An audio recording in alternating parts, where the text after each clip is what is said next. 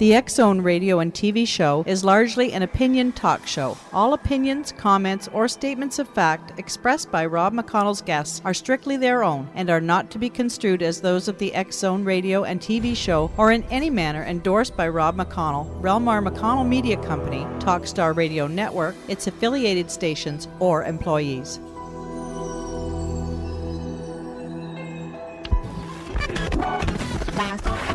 All Hit Radio.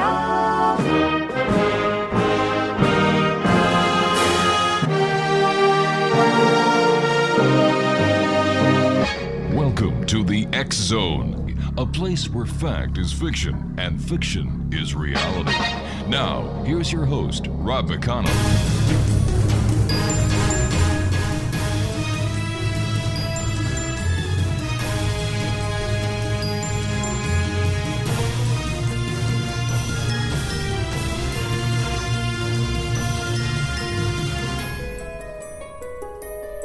Welcome to the X Zone, everyone. My name is Rob McConnell.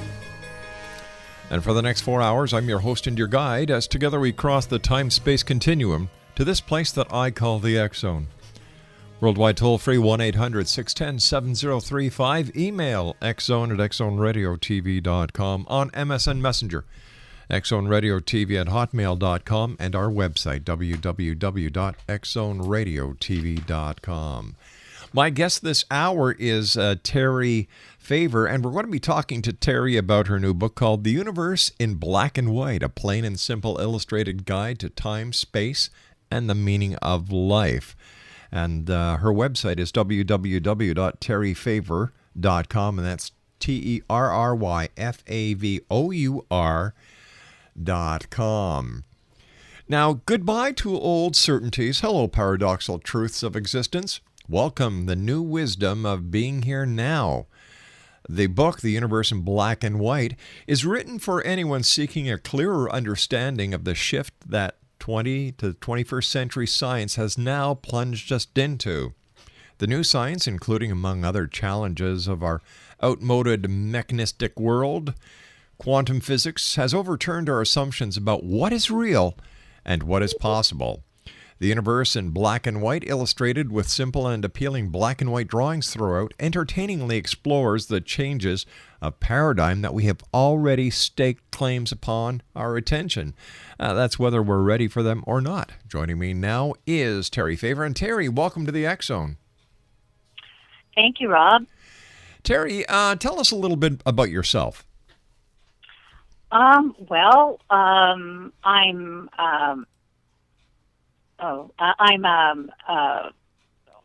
a senior citizen, I guess you could say. I've raised a family. Mm-hmm. And in the process of raising that family, we spent a lot of time on the subjects that you just went through with reading the back cover of the book there. And out of a lot of discussions with my children, this book materialized.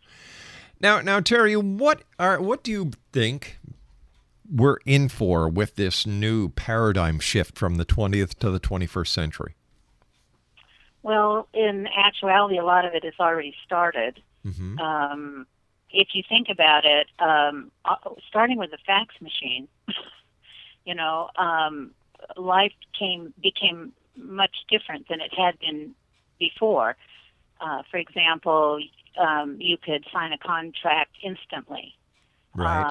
Before, we used to have to wait for days for transactions to take place, via mail, et cetera. And so one of the things that's happened is that we've incorporated into our sort of Newtonian mechanical worldview the quantum physics worldview, which is instantaneous and virtual. Do you think that there's going to be more virtuality in the future and that there's going to be less and less human personal contact? I tend to be optimistic and not feel that the human being really needs personal contact, and that somehow, and within all the changes that we go through, that we'll see to it that we do stay personally connected. Then how come we're not doing that now in the world of texting? You know, kids text their parents, the parents text the kids, they text each other, and it seems like we're losing that one-on-one communication. No, I agree with you. I think that that's what it looks like is happening.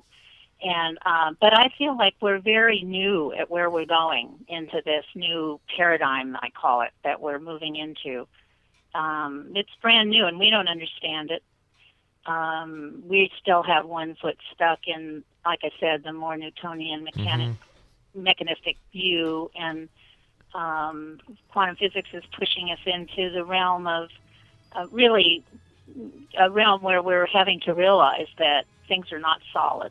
They, you know, even in the material-looking world, things are not solid. You and I have to take a 2-minute commercial break. Please stand by. Terry Favors our guest. She is the author of The Universe in Black and White, a plain and simple illustrated guide to time, space, and the meaning of life. Her website, www.terryfavor.com, and that's www.terryfavour.com. My name is Rob McConnell. This is the X Zone, and we'll continue on the other side of this 2-minute commercial break right here from our studios in Hamilton, Ontario, Canada. Don't go away.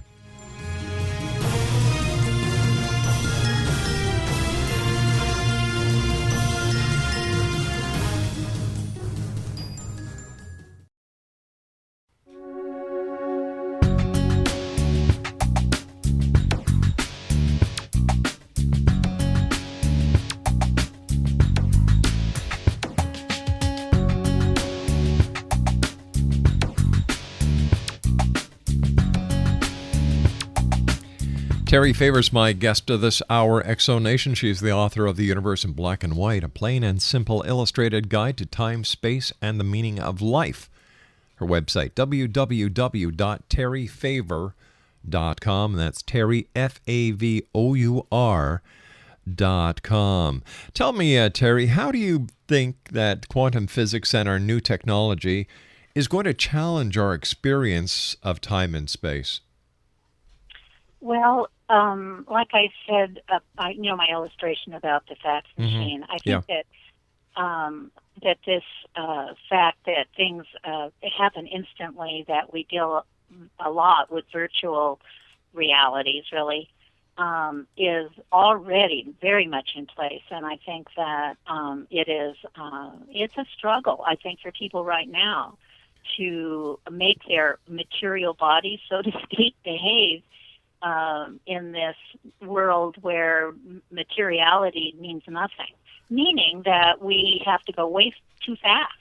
You know, we have too many obligations in too short a time nowadays, and I think this stuff has to be worked out. I'm not saying that this is a bad thing at all. I'm saying that we haven't figured it out. We don't even realize, I don't think, what's really happening to us. Well, it seems that the children of today certainly have caught on, and they are ready for what lies ahead. Do you think it's the older generation that is going to have the problem with this? Oh, yes. I mean, obviously, we older people have much more problem with it. And I assume that the younger generation are the ones that will arrange their lives so that these kinds of things fit in better. You know, we are already moving along in the pace that we go, and then this is interjected into that. But, you know, this is how life has gone ever since the beginning of recorded history. We saw the same thing, during the Industrial Revolution and the Renaissance, where people had to readjust their way of living in order to go with the progress of the world around them. So should we find this so mystifying and so hard to understand? No, only except in the way that it applies to us. You know, I'm sure that each all the Industrial Revolution people felt much like we do. No, I agree with you completely that this is not something new. Maybe the way that we're going to come out of, come from looking at what is happening to us may be different. I think that we're going to have to take a much broader view of history, meaning that all of history is really contributing to what's happening now. And I think that we're going to have to take a better look at that. So we're going to either have, so those who find themselves in the slow lane are either going to have to catch up to speed or pull over to the side of the road and let everybody else go by. Yeah, but and like you say, I mean, I think that things like this have happened before. Tell me, we older people in any time, in any paradigm change, are always going to be the ones that are having the most trouble. why do we use the term paradigm change instead of advance in technology? Because of the fact that quantum physics is telling us that most of the way we view our world, our perception of reality is going to change. It's going to have to change because, first of all, form is not a solid thing. And, quantum physics is showing us that form is vast, empty space in reality. And then they're also showing us that emptiness is actually full. It's full and overflowing with intelligence and consciousness. But this is all hypothetical. It's not hypothetical. Sure it is. Quantum physics this is what quantum physics is about. Quantum physics still isn't an established science in the arena where you can actually say that there's more intelligence out there. That for example, if you tell somebody that the brick wall that they're going to smash their car into isn't solid, they're going to have one heck of a time believing you. Well, it's because what's smashing into it and what is being, if you're smashing your car into the brick wall, both the car and the brick wall are relatively the same thing. So it appears to be solid. But the thing is that's not, there's a lot of things that we nowadays understand isn't the way things are, even if it doesn't look that way. For example, the sun comes up and goes down, but doesn't really. Well, we've known this for centuries. Yes, but so how does that relate to quantum physics? Well, it's what I'm trying to express is that quantum physics is telling us things about our reality that are hard to believe now. But so was the fact that we were spinning around space as a ball, at one time. All right, so it's just like saying the world is flat, and now we know it isn't.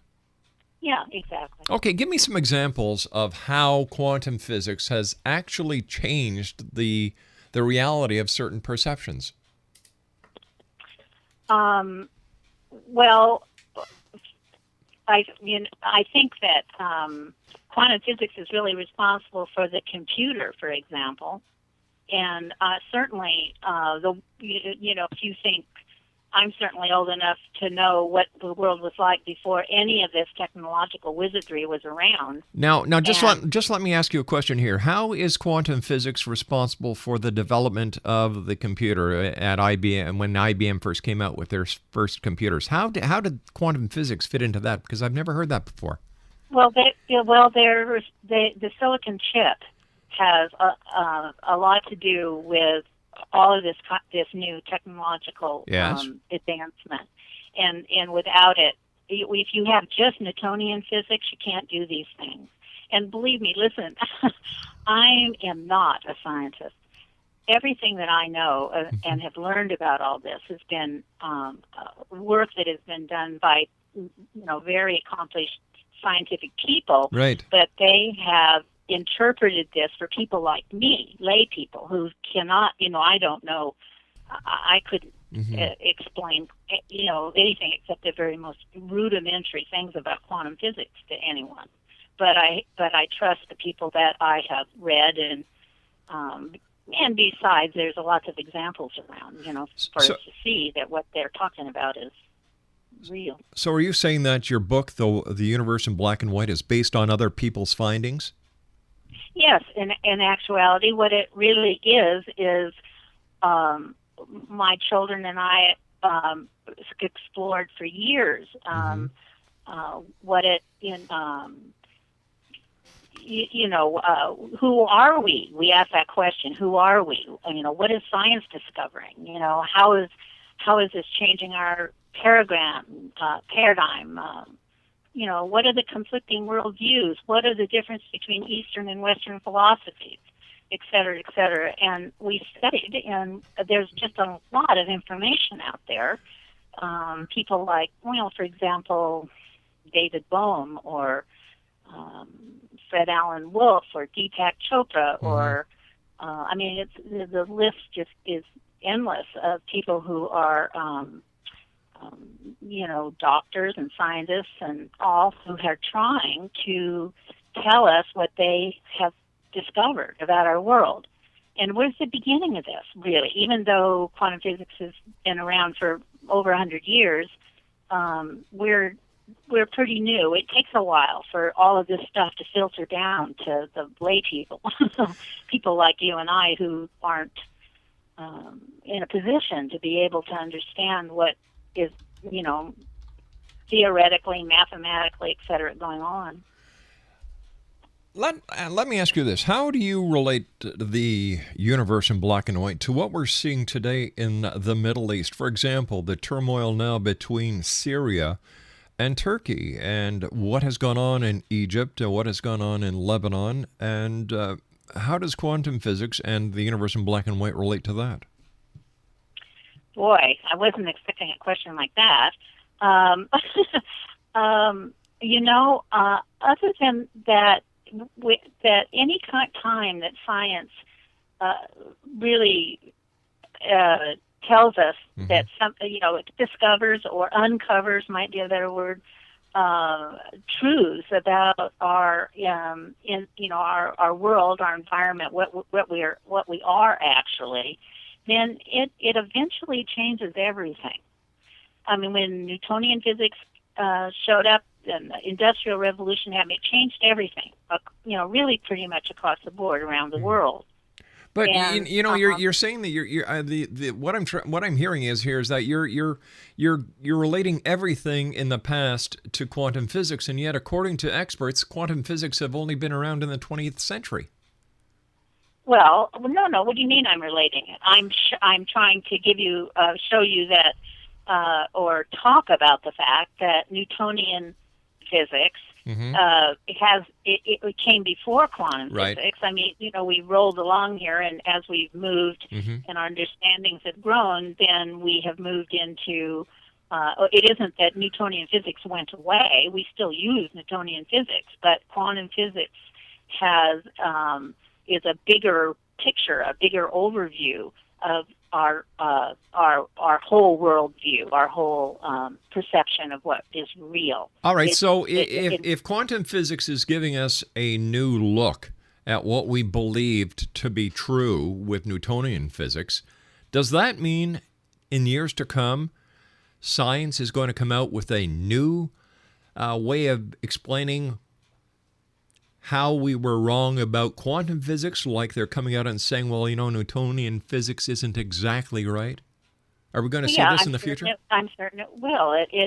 You know, we keep, where our consciousness is expanding all the time, and we keep having to incorporate more findings, more of what we understand as time goes on. I'm absolutely sure of that. In fact, it probably, you know, people in this field probably already know where we're headed, even beyond this. Do we need to know where we're heading using quantum physics, or should we live one day at a time? I think that, you know, obviously I think there's not much we can do except live one day at a time. But if you're curious and or if you're I would say that a lot of people are having a little bit of difficulty with their lives right now.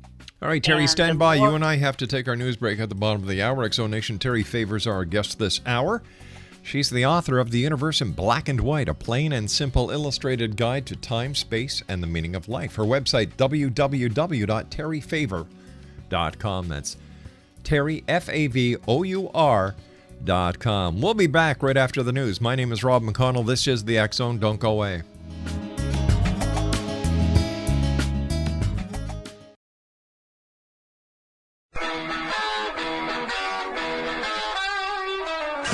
You're listening to the X Zone Radio Show, live and around the world on the Talkstar Radio Network, X Zone Broadcast Network, UK High Definition Radio, Euro High Definition Radio, and Star Cable. Our toll-free telephone number worldwide is 1-800-610-7035. Our email address, xzone@xzoneradiotv.com. On MSN Messenger, xzoneradiotv@hotmail.com, and our website, www.xzoneradiotv.com.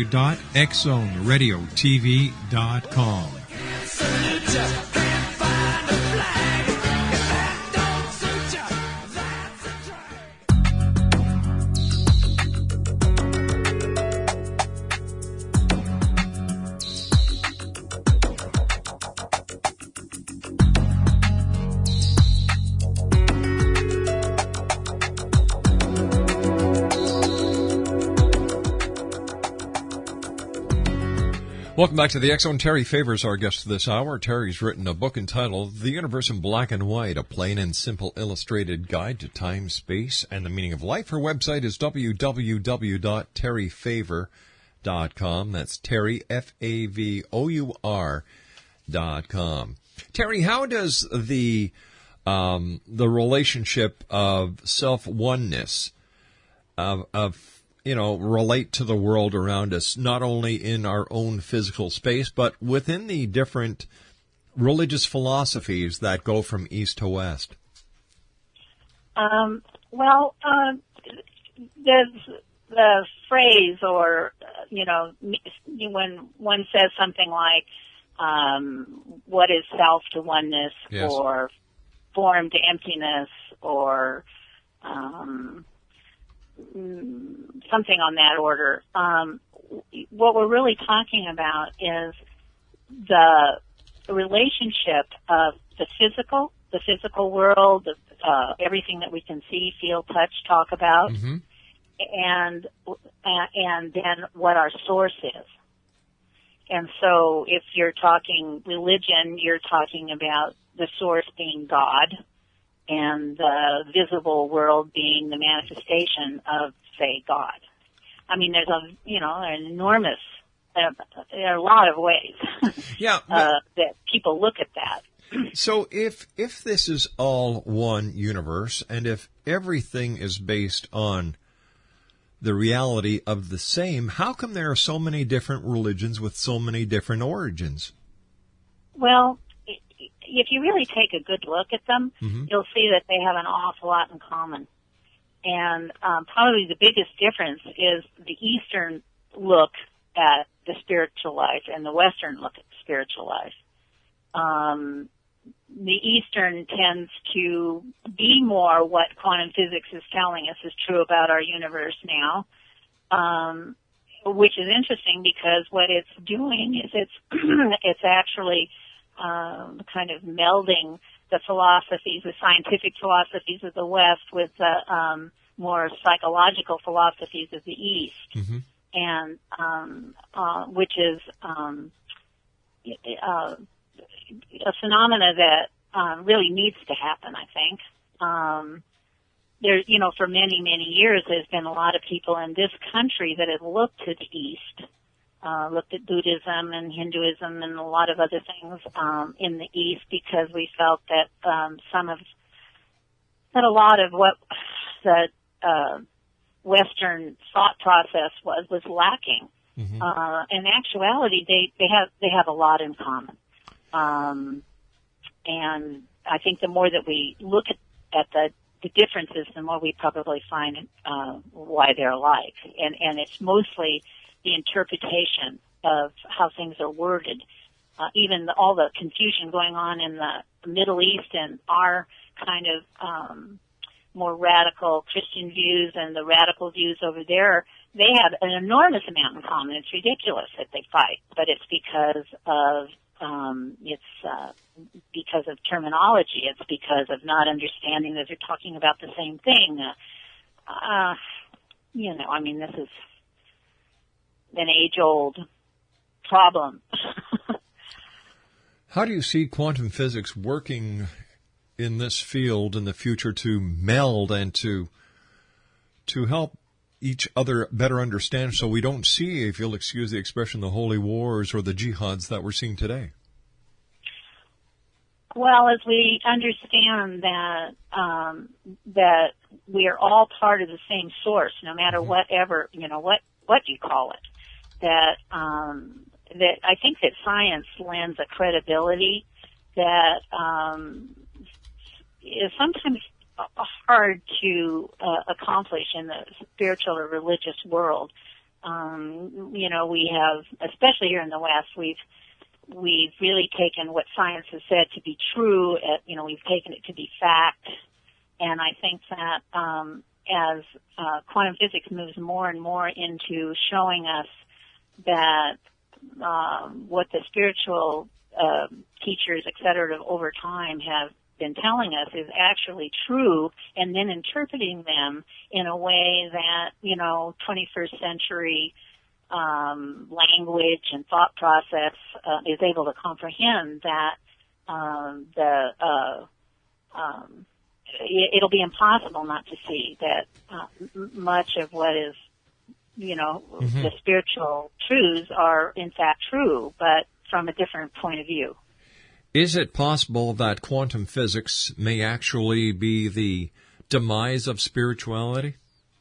No, absolutely not. But if quantum physics is going to be challenging the Newtonian physics that we know today, and Newton himself questioned theology, and so have many great scientists, if quantum physics is going to be investigating into the reality, and if we are saying that spirituality is not a reality, doesn't this mean that one will wipe out the other? No, I think in fact quantum physics tells us that spirituality is very real. And actually Newton himself was a very spiritual person. He was spiritual, but he didn't believe in creationism as described in the Bible. Oh, well, that I'm afraid I don't have any knowledge about. I don't know what his particular views were, but I do know that he believed in God.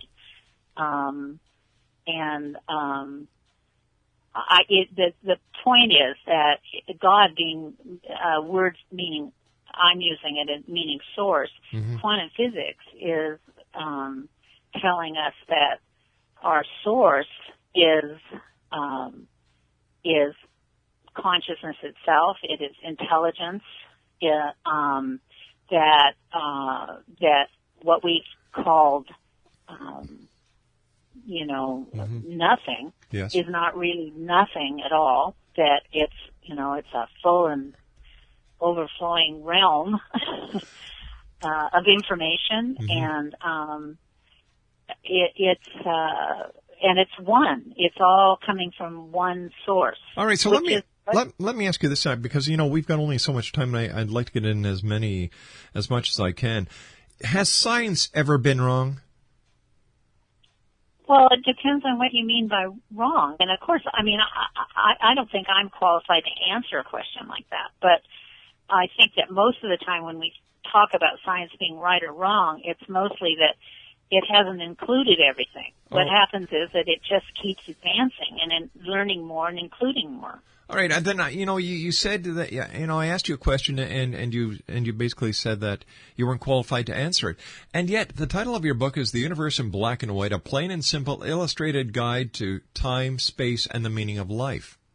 And I'm asking you plain and simple questions pertaining to time, space, and the meaning of life, and I'm not getting ahead. So let me ask you this. Let me ask you this. Why did you I see by the bio that your publisher sent us that you attended the University of California at Berkeley and the University of Idaho, and I understand that you're an artist. Is it possible that you being an artist has opened you up to a certain part of perception that the rest of us who aren't artists don't realize is there or cannot understand? No, I don't think so. What this book was about was an exploration that I did personally and that I did with my family about what's available out there to know. What's available to us from, learned people in the West and the East, and what they had to say, and what we discovered, that they were all saying pretty much the same thing. And all right. Okay, so tell me, what have you learned personally during this exploration that you've taken through other people's books? Well, what I was really trying to find, my question was, when I was very young, was, who are we? Mm-hmm. What are we? Yeah. Just look around at this fantastic world that we're in, and look what it does. Okay, that's the question you asked. Now, after your trip, after your exploration, after your research, what is the answer that you've come up with? Well, I've found that, let me put it this way. I think that the biggest thing that I found was that I was not a body. I'm not this body that through generations and evolution and everything somehow learned to think. But that intelligence and consciousness actually learned how to make a body, and that's what I have inherited. That's what I am. All right, so you're saying where conventional thinking says the cart's before the horse, you're saying the horse is before the cart. Exactly. And I think that that's what's here to learn. And of course it took me 379 pages of illustrations and words to really systematically explore what you're asking me. And it isn't an easy thing to answer. And in fact, I don't know if you have the book, but there's cartoon drawings on every page. Mm-hmm. And I felt that the cartoon drawings would help keep the reader focused, so that they could think about these ideas that are so really very different from the way we've thought about things in the past. It keep them in the forefront of your mind as you have to, kind of wade through this whole scenario of these new beliefs that are actually, becoming facts in our world. Okay, let me ask you this. With all the books that are being published around the world, I think last year there were over 2.2 million books that were published worldwide. Somebody buys your book. How is your book going to change their life? How is your book going to enhance their life? Well, I don't know if it is. I feel like there's a certain synchronicity to who will probably pick it up. Mm-hmm. I'm hoping that, it might mean something to some people. I just put out what I thought had made a difference to myself and my kids and my family and other friends. Mm-hmm. And actually didn't, when I did this in the first place, I didn't really expect to publish it. I was just doing it for an exercise in clarity for myself and the people around me. The publishing just kind of blossomed. It happened. Yeah. How did your book help the clarity of those who have read it that you know? For example, your family, your friends, your the people that you gave the book to read prior to publishing. How did the book help them? Well, I think that it clarified how our consciousness has expanded in the last century, mm-hmm. And what it is now including,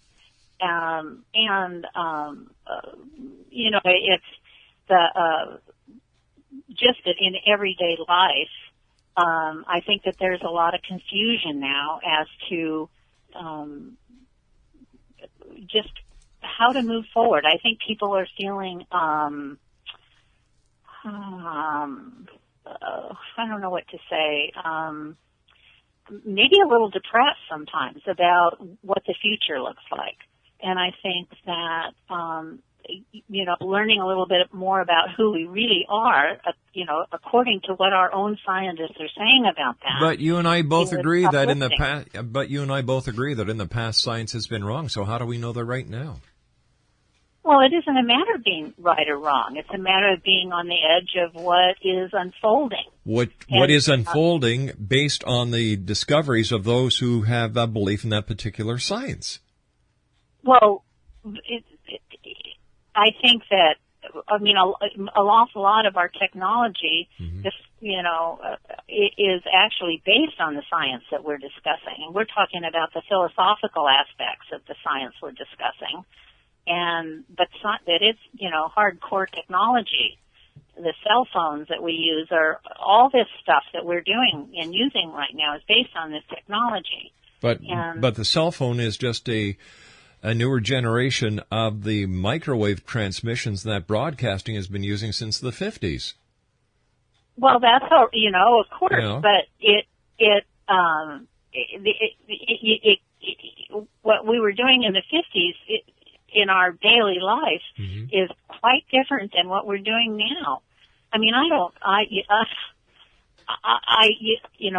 If I can't find my cell phone, sure. It's like, oh, well, gee, do I want to drive from here to Phoenix without my cell phone? That's ridiculous. I didn't ever think one thought about having to communicate with anybody in my car.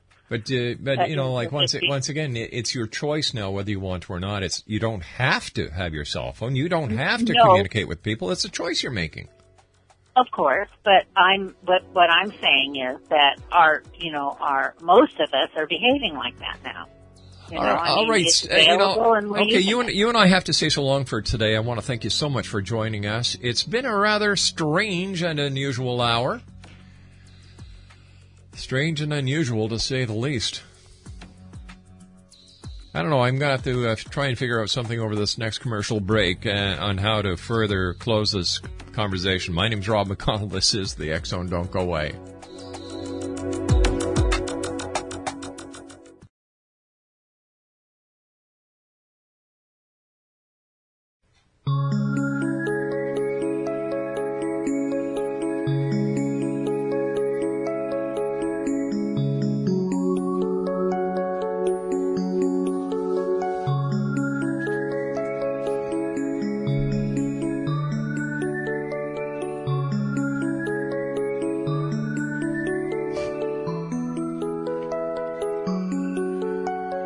Welcome back, everyone. I've got to tell you something. Everyone here was scratching their head after the last interview. She wrote a book entitled The Universe in Black and White, a plain and simple illustrated guide to time, space, and the meaning of life. But I tried asking simple questions that were in black and white, at least I thought so, and I wasn't getting any answers. So how do we look at life? Do we take what the new sciences is telling us as verbatim, that this is how it's going to be from now on? Or do we look into our past and say, hey, science has been wrong in the past. How do we know it's right now? In the past, science and the great minds said the world was flat. We know now that it isn't flat. Science has come up with some discoveries and some medicines that have worked. Other medicines haven't worked, and the best example I could give on that is the formaldehyde epidemic that happened on this, when this formaldehyde fiasco happened. Children were being born deformed with no arms in some cases, no legs in others. Science is not perfect. And it really bothers me to hear people who really don't have the expertise themselves and have not gone through the training to become scientists, but they just sit around the table and discuss things with their family, and hey, that's great. At least the family's communicating. And then to do research on what you fancy and say, hey, this is the way I think, and oh, look at that. This person here thinks the way I think, and oh no, this person, no, they disagree with everything I believe. And you put together a book. And you come up with this idea for a title, and you discuss it, and it fits your way of thinking. And it's 329 pages. You put these little cartoons on the pages to help people understand, okay, there's a contradiction in my eyes anyway. and you have it published, whether it's self-published or published by a publisher, that doesn't make a difference here. It's my personal belief that when you write a book, you should know what the hell you're writing about. And if you dare to have your publicist contact radio shows or radio stations, TV stations, or reporters, don't expect a script. Well, let me put it to you this way. Don't expect me to agree with everything you're saying. Don't expect me to back off and let you do your little spiel. Expect me to challenge you on your book, challenge you on your knowledge, and try to understand why you wrote the book and what you expect and what people will actually walk away with after reading your book. As I said, more than 2 million books a year are published worldwide. 2 million books. Now, people are probably saying, wow, that's a lot of books. No, it's not considering the population of this planet. And there has been an increase in publishing ever since people have been able to self-publish their books. Anyone can publish a book, print on demand or through companies like Publish America. They'll publish anything. That doesn't mean it's good, and it doesn't mean it'll sell, and it doesn't mean it makes sense. So far, from what I've seen over the past 50 minutes, this does not make any sense to me at all. I'll be back on the other side of this commercial break with the news as we continue here in the X Zone from our studios in Hamilton, Ontario, Canada. Send me your thoughts, xzone@xzoneradiotv.com.